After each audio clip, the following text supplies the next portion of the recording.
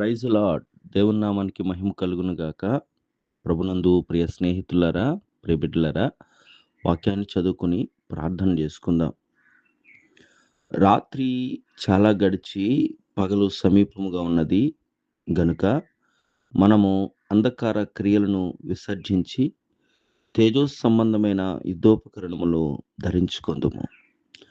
రోమీయులకు రాసిన పత్రిక 13వ అధ్యాయము 12వ వచనంలో ఈ విలువైన మాట మనం ఆలోచన చేసి ధ్యానం చేసుకుంటే, రాత్రి గడిచి పగలు సమీపంగా ఉన్నది అనగా అపవాది రాజ్యము, చీకటి సంబంధమైన సామ్రాజ్యము కూలిపోవటానికి దేవుని రాజ్యము పరలోకంలో ఉండే అవకాశము సమీపంగా ఉంది.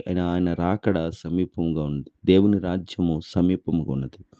అందుకనే ఇంకా ఆ రాకడను గుర్తెరిగి ఆ రాజ్యంలో ఉండగోరి అపవాది కలిగించు తంత్రములు అనగా చీకటి సంబంధమైన క్రియలను మనం విసర్జించి తేజో సంబంధమైన వెలుగు సంబంధమైన యుద్ధోపకరణాలు, చీకటిని అపవాదిని దురాత్మల సమూహమును అంధకారమందున్న వాటిని జయించటానికి దేవుడిచ్చే వెలుగు సంబంధమైన వాక్యమైన ఆయుధాలను మనము ధరించుకున్న వారిగా ఉండాలి. మనము పోరాడుతున్నాము గనక, పోరాటంలో ఉన్నాము గనక చీకటి అనే అపవాది ఏదో ఒక తంత్రం చేత మనల్ని జయించి యుగయుగాలు జీవించే నిత్యరాజ్యానికి వెళ్లకుండా తనతో పాటు వేతన పడే నరకానికి లాక్కపోవాలని మన మీద వాటి తంత్రాలను ప్రయోగిస్తున్నప్పుడు మనం వివేచన కలిగి, పౌలు గారు చెప్తున్నారు కదా, అపవాది తంత్రాలను మనము ఎరగని వారము కాము. ఎరిగిన వారిగా అది పన్నే పన్నాగాలు, అది విసిరే వలలో చిక్కకుండా దాన్ని జయించటానికి వాక్య సంబంధులుగా పరలోక రాజ్యం వెళ్ళటానికి, దాన్ని జయించే విశ్వాస వీరులుగా ఉండటానికి మనము కాలాన్ని గుర్తెరిగిన వారుగా ఉండాలి. కాలము గతించిపోతుంది. రాత్రి గతించిపోయి పగలు ఎలా సమీపమైందో అలాగే ఈ లోకము అంతము సమీపమైనది. రాకడ గురుతులు జరుగుతున్నాయి.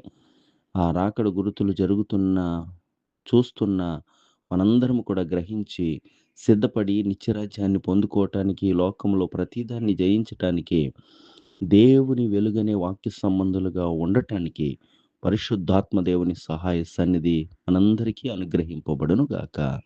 ఆమేన్. ప్రార్థన. సర్వశక్తిమంతుడా, సర్వోన్నతుడా, సకల ఆశీర్వాదాలకు కారణభూతుడా, లోకాన్ని జయించిన జయవీరుడా, నీ పిల్లలైన మమ్మల్ని కూడా జ్ఞాపకం చేసుకుని ఆ విజయాన్ని మాకు ఇవ్వటానికి నిత్యము మాతో వాక్యమై మాట్లాడుతున్నవాడా నీకు వందనాలు. మాకు గడిచిన దినాలను నీ కృపాక్షేమాలుంచో, రాత్రంతా సుఖనిద్రనిచ్చో, ఆయుష్ను పొడిగించి ఈ ఉదయకాల వేళ మా దినచర్య ప్రార్థనతోనూ నీ వాక్యపు మాటలతోనూ ప్రారంభించుకునే కృపనిచ్చినందుకు నీకు వందనాలు. ఎందరూ ఈ మాటలు ఆలకిస్తున్నారో, ఈ గ్రూపుల్లో కొనసాగుతున్నారో ఆ ప్రతి బిడ్డను కూడా ఈ ఉదయకాల కృపతో నింపండి, నీ ఆశీర్వాదాలతో దీవించండి. అలాగే అనారోగ్యాలు ఏమున్నా, ఆర్థిక ఇబ్బందులున్నా, ఏ కుటుంబ సమస్యలున్నా వాటన్నిటిని కూడా బిడ్డల పక్షంగా మీరు తీర్చి మేలు చేసి నేటి దిన కృపతో తృప్తిపరచమని ప్రార్థన చేస్తున్నాను. ఆయా దేశాల్లో ఉన్న బిడ్డలందరి చుట్టూ నీ కాపుదల భద్రత దయచేయండి. విడిచి వెళ్ళిన వారి కుటుంబాల్లో ఏది అవసరమో అవి దయచేయండి. అక్కడ ఉంటున్న కూడా నీ కృపాసన్ని తోడుగా ఉంచండి. చదువుకుంటున్న బిడ్డలు, పనులకు వెళ్తున్న బిడ్డలు, వీరందరినీ కూడా నేటి దినము నీ కృపలో జ్ఞాపకం చేసుకోమని, ఆటంక బలహీనతలను దూరపరచమని, సమస్తము కూడా ముందున్న సమయం మా ఎడల నీ చిత్తానుసారంగా జరిగించమని కోరుకుంటూ యేసు నామములో ప్రార్థన అడుగుచున్నాను తండ్రి. ఆమేన్.